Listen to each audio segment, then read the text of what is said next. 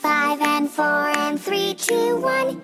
He will dance you all night long. Rock-a-bye, bye-bye-bye. Turn the music way up high.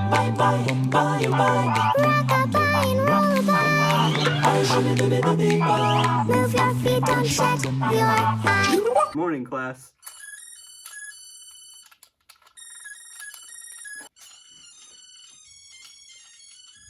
Okay, class, so today we're going to be solving this problem. This isn't my normal problems, those are from my therapist. Okay, so I'm not going to read it to you because you can see it. Okay, so to solve this, we'll be using the tape method. Test, assume, prove, explain. So we want to prove that P sub n equals cosine n theta. So what we're going to do is we're going to test 0 and 1. So P sub 0 will equal 1 because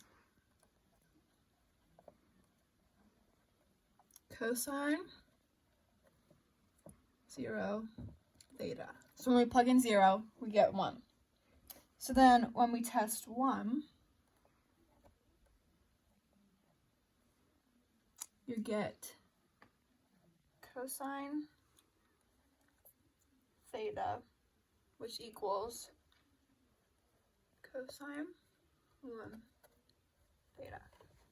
So next we're moving on to the assume step. In this step, we assume that both k and k plus 1 are true because we are using an equation requiring k to be greater than or equal to 1, which is why we're including the k plus 1 in this step. And we'll be using a form of this equation, which is given to prove the rest of the problem. Okay, so we're going to be assuming that both of these equations are going to be true when we plug in both k and k plus 1. So P sub k equals cosine k theta, and P sub k plus 1 equals cosine k plus 1 theta. So next we will be changing this given equation to something that can be used with p k plus 2 instead of p k plus 1. So from here to here, we will be adding 1 to each subnumber. This stays the same. You add 1 to this end, and when you add 1 here, it just becomes k.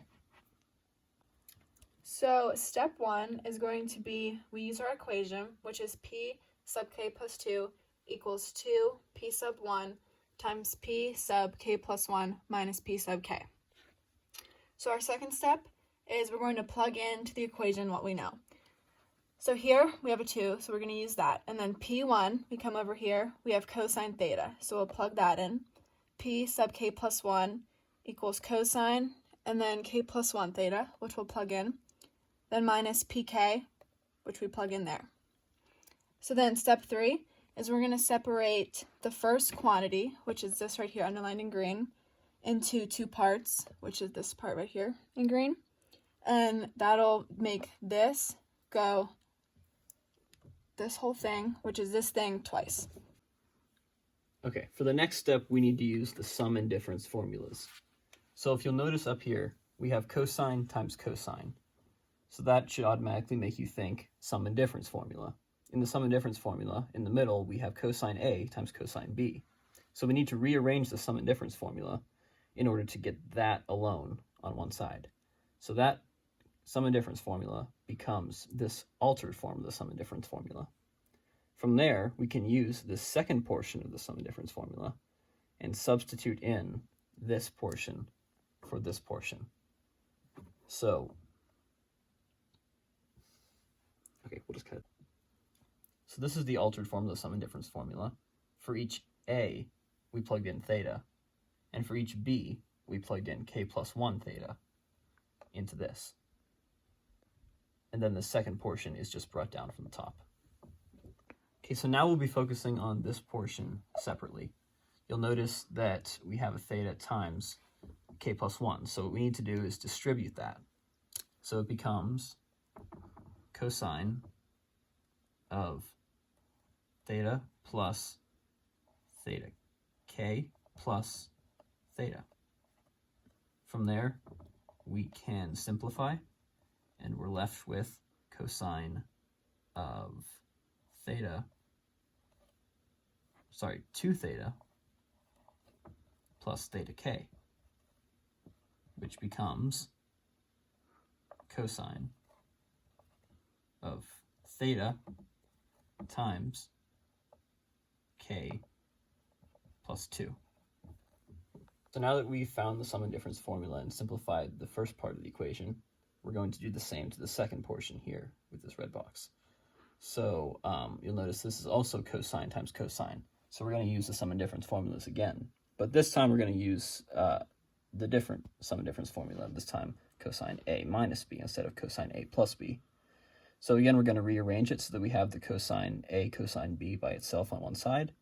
And we're going to use this equation to substitute in what we have for our cosines being multiplied into this second portion of the equation. So that's where this becomes this. We plug our thetas in for A again, and our k plus 1 thetas in for B, and the second part of the equation becomes this. Now our new equation is this and this plus this. So by looking at this, you can see that we can cross out these signs because they're different. One's positive and one's negative. So after you cancel out the signs, you're left with this equation. But first, before we can go any farther, we have to distribute this problem. So this becomes cosine theta k plus theta minus theta. Here, these two cross out, so you're left with cosine of theta k, and then just bring down the rest of the problem.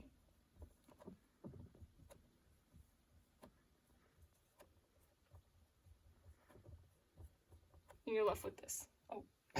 So now we're left with this problem. Here you can see, because these two are opposite signs, you can cross them out, leaving you with this.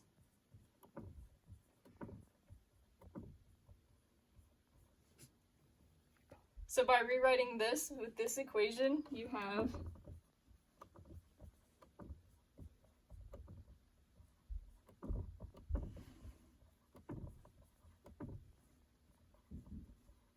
so now they equal each other.